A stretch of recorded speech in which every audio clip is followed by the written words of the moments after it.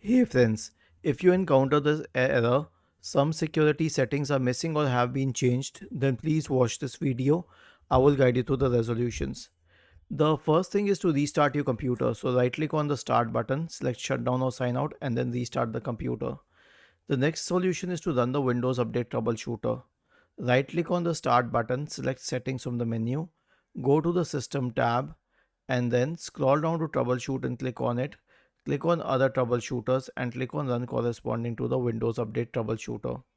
The next solution is an SFC scan. So search for command prompt in the Windows search bar and click on run as administrator.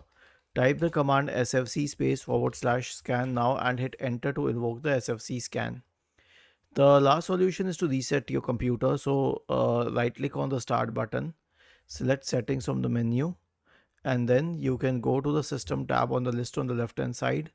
In the right pane, scroll down and select recovery. Click on reset PC here. Click on remove everything.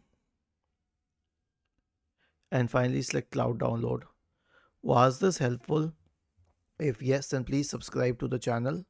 If not, then let us know in the comment section of the video on how we could help you further. Thank you for watching this video and have a nice day.